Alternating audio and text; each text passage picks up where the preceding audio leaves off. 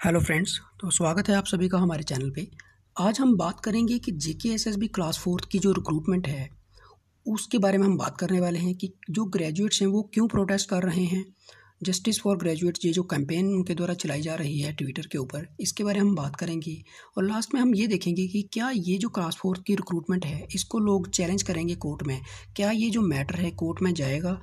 और फिर आपको पता है जब कोर्ट में कोई मैटर चला जाता है तो लगभग 1-2 साल तो ऐसे ही बेकार चले जाते हैं, क्योंकि हमारी जुडिशरी जो है उसका प्रोसेस आप सभी को पता है कि काफ़ी स्लो है। तो कोई भी रिक्रूटमेंट जो है अगर वो कोर्ट में जाएगी तो 1-1.5 साल तो आराम से लग ही जाएगा। तो आखिर समझते हैं कि ये जो पूरा मैटर है, ये मैटर क्या चीज़ है, SRO 99 है क्या चीज़, क्या कारण है जिस वजह से लोग ये कह रहे हैं कि इसको हम चैलेंज करेंगे कोर्ट में। तो समझते हैं पूरा प्रोसेस, पूरे चीज़ को समझने की कोशिश करते हैं कि आखिर ये मामला है क्या चीज़ है, मैटर क्या चीज़ है।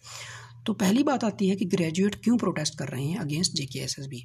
तो आप सभी को पता है कि जब ये नोटिफिकेशन आई थी क्लास फोर्थ की, तो उसमें बोला गया था मिनिमम क्वालिफिकेशन जो है मिनिमम 10th होनी चाहिए, ठीक है, और मैक्सिमम 12th होनी चाहिए।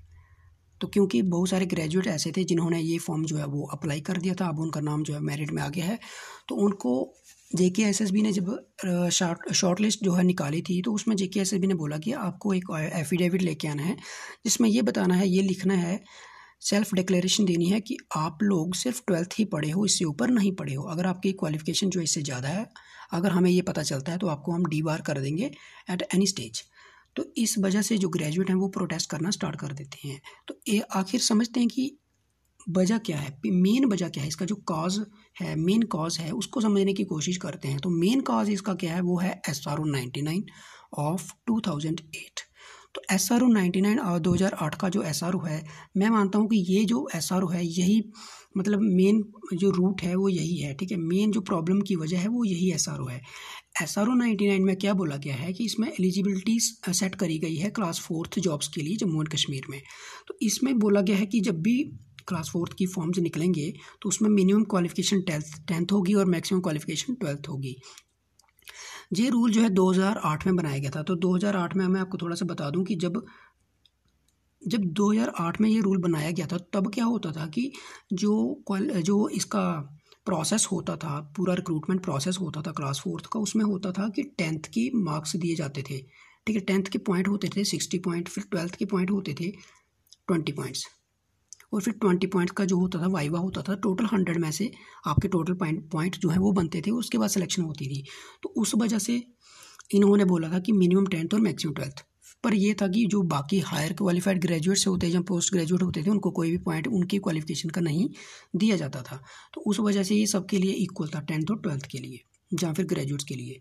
अब होता क्या है कि जब नोटिफिकेशन नंबर 1 जो है वो निकाली जाती है 2020 में, ठीक है, तो ये क्योंकि इसमें लगभग 8000 प्लस वैकेंसीज थी क्लास फोर्थ के लिए, तो इसका जो इसमें बोला गया है, अब at the time of document verification candidate को अपने साथ एक एफिडेविट लाना पड़ेगा, ठीक है, जिसमें ये लिखना है कि उनकी क्वालिफिकेशन 12th से ज़्यादा नहीं है। लेकिन अगर हम देखते हैं कि सेम पोस्ट के लिए डिफरेंट क्राइटेरिया जेकेएसएसबी बना रही है, ऐसा क्यों बना रही है, इसका आंसर शायद ही कोई दे पाए। फिर नोटिफिकेशन नंबर 3 जो है वो जो है, इसमें PM पैकेज के अंडर क्लास फोर्थ की पोस्ट जो है वो निकाली गई थी, लगभग 300-400 की पोस्ट, ठीक है। इसमें कोई भी एफिडेविट जो है वो नहीं चाहिए था at the time of document verification. तो ये भी एक चीज़ है जिसकी आप समझ सकते हो, खुद ही समझने की कोशिश करें कि आखिर सेम पोस्ट के लिए डिफरेंट क्राइटेरिया क्यों, ठीक है। ये चीज़ भी है जिसकी वजह से ग्रेजुएट जो है वो प्रोटेस्ट कर रहे हैं, और उनको लगा कि ये क्या डिस्क्रिमिनेशन क्यों है। देखिए SRO 99 जो है, ठीक है, ये खुद ही डिस्क्रिमिनेशन, यही तो यहाँ से प्रॉब्लम हो रही है, ठीक है।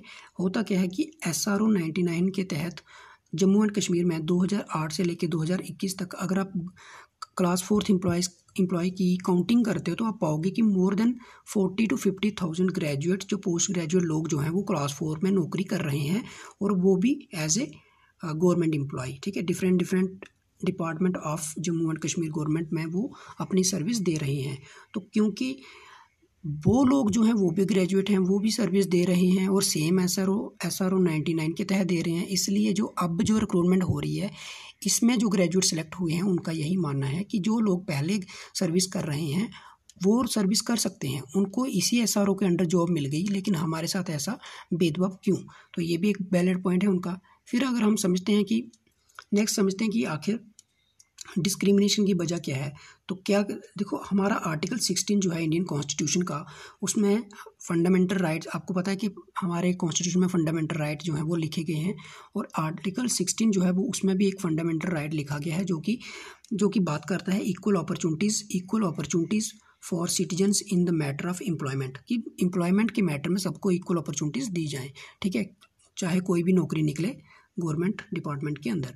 तो आप ये भी समझ सकते हो कि कि आर्टिकल 16 का वायलेशन हो रहा है यहाँ पे, तो इस वजह से लोग जो है वो प्रोटेस्ट कर रहे हैं। फिर हम समझते हैं कि आखिर रिस्पॉन्सिबल कौन है इस वजह के लिए, कि who is responsible for that. तो जैसे कि आपको पता है कि पूरा मामला जो है अब लास्ट में लगभग ये तय है कि ये कोर्ट में जाने वाला मैटर है। तो आखिर हम ये समझते हैं कि क्यों ऐसा प्रोसेस, इस तरह की क्राइटेरिया क्यों बनाए जाते हैं गवर्नमेंट द्वारा, या कौन इसको बनाता है हमें नहीं पता, पर क्यों बनाए जाते हैं कि लास्ट में ये चीज़ें कोर्ट में ही जाएंगी, ठीक है। तो आपको पता है जीएडी जो है, दो बॉडीज़ जो हैं जिसका मेन रोल है इसमें, एक तो जीएडी है जिसका काम है रूल फ्रेम करना, और दूसरा जेकेएसएसबी है जो कि एक रिक्रूटिंग बॉडी है, ठीक है। अगर लोग जेकेएसएसबी के पास पूछते हैं कि भाई आपने 12th से ऊपर क्यों नहीं लेने हैं, तो इसका जो मेन आंसर है वो शायद जीएडी को देना चाहिए था। तो जीएडी, मेरे हिसाब से जीएडी रिस्पॉन्सिबल है इस सबके पीछे। अगर जीएडी या जेकेएसएसबी द्वारा उस टाइम क्लैरिफिकेशन मिल जाती तो शायद आज ये मैटर जो है इतना मतलब गर्म नहीं होता, ठीक है। तो जेकेएसएसबी तब जब रिक्रूटमेंट स्टार्ट हुई थी, फॉर्म निकले थे, तब भी बहुत सारे लोगों ने जेकेएसएसबी को मेल किया था कि इसका आंसर जानने की कोशिश करी थी, लेकिन आपको भी पता है कि कोई क्लियर या एक मतलब क्लियर आंसर उनके द्वारा नहीं दिया गया। जीएडी जो है उसके द्वारा एक आंसर जो है, आप सभी ने देखा होगा कि आंसर आता था, उसमें उस आंसर में ये बोला गया है कि मिनिमम 10th है और मैक्सिमम 12th है, लेकिन ग्रेजुएट भी जो है इसमें अप्लाई कर सकते हैं। तो अब हम देख पा रहे हैं कि दोनों बॉडीज़ के बीच में तालमेल नहीं है। जेकेएसएसबी कह रही है कि ग्रेजुएट्स एलिजिबल नहीं है, वहीं जीएडी कह रहा है कि ग्रेजुएट्स एलिजिबल हैं। तो इन दोनों के बीच में कोई तालमेल नहीं है, कोई कोऑपरेशन नहीं है, तो उसका जो खामियाजा है वो कैंडिडेट्स को भुगतना पड़ रहा है। अगर ये उस टाइम क्लियर कर देते कि मिनिमम 10th और मैक्सिमम 12th है, तो शायद आज ग्रेजुएट्स अप्लाई नहीं करते, और अगर ये कर देते कि ग्रेजुएट्स भी अप्लाई कर सकते हैं, तो शायद आज ये मैटर जो है कोर्ट में नहीं जाता। तो अब नेक्स्ट आता है कि नेक्स्ट क्या होगा, नेक्स्ट क्या करेंगे लोग। तो नेक्स्ट आपको पता है जम्मू एंड कश्मीर की हिस्ट्री, जब भी कोई इस तरह का मैटर होता है तो कोर्ट केस हो जाता है। तो अब ये अल्टीमेट है कि पक्की बात है कि अब लोग कहाँ जाएंगे, कोर्ट में जाएंगे। तो जब भी किसी के फंडामेंटल राइट का वायलेशन होता है, क्योंकि आर्टिकल 16 मैंने आपको बताया उसका वायलेशन है, तो one should move to court. तो अब लोग क्या करेंगे, कोर्ट में जाएंगे, इस चीज़ को चैलेंज करेंगे, और देखते हैं कि नेक्स्ट क्या होता है। जो भी होगा आपके साथ इन्फॉर्मेशन शेयर की जाएगी। तो यही अपडेट है। कहने में मतलब बड़ा ही अजीब लगता है कि जम्मू कश्मीर में एक तो जॉब्स हैं नहीं, जब नौकरी निकाली जाती है तो वो भी कोर्ट केस में ही चली जाती है। तो लास्ट में चाहे वो ग्रेजुएट है, 10th पास है या 12th पास है, लास्ट में उसको मिलता क्या है, कुछ भी नहीं मिलता। वो मतलब इसी इंतज़ार में ही अपनी ज़िंदगी निकाल देता है कि उसके नौकरी आज मिलेगी, कल मिलेगी या परसों मिलेगी। तो उसके लाइफ का आज, कल या परसों पता नहीं कब आएगा। तो मिलते हैं नेक्स्ट वीडियो में। Thank you.